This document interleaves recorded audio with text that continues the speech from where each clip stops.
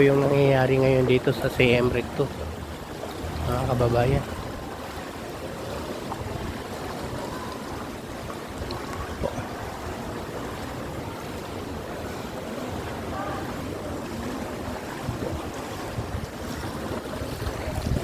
Medyo nukang po namin ngayon tubig dito. Makalalim po ng tubig dito.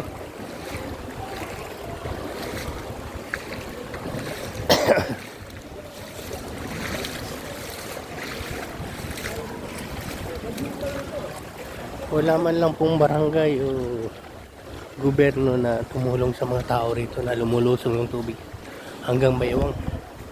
At isa na rin po ako dito sa lumusong sa tubig dito sa Siem Recto. Ni isang barangay wala akong nakita na tumulong sa mga tao dito na para i-rescue yung mga tao.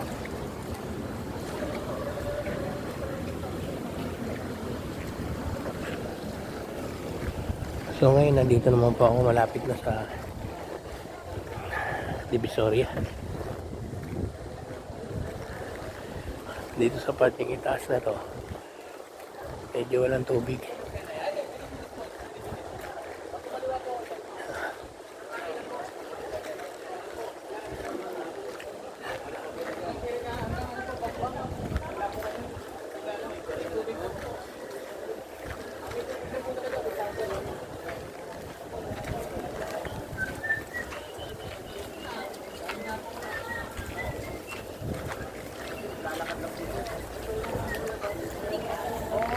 Halos tapat lang po siya ng barangay hall.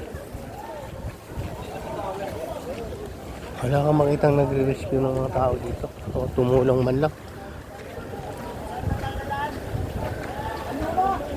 Wala man lang silang mga rescuer na boat o kaya ano para makatulong sa tao. Tingnan nyo po yung mga ginagawa ng mga tao rito, kanya-kanyang diskarte. Ito, lulusong na naman po ako sa baka ngayon. Kita nyo naman po ang lalim hanggang Baywang.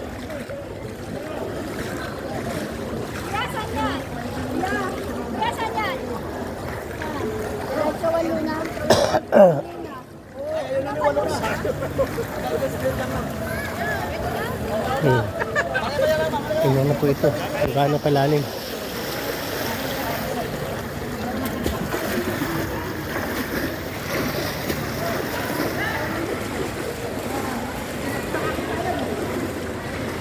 Ni isang kawani po ng gobyerno walang tumulong dito sa mga tao.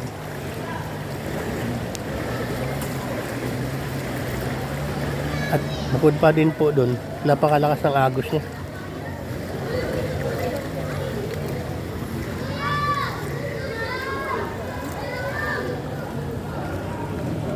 Ito po, lagpas tuhod ko na po ngayon yung tubig.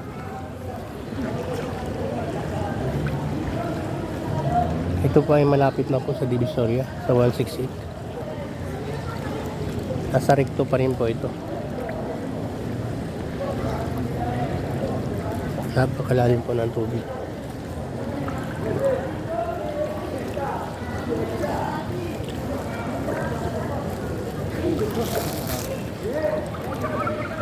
Ayun lang po yung kulay blue na yun. Yan po, barangay outpost.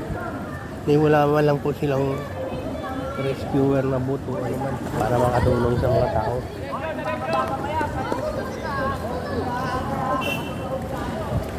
Ay, angkas! Ay, tulak! Wave yun, tanga wave. Wala, wave. Ang bagal. Wave. At mabit. Tingnan niyo po ang sitwasyon ngayon dito.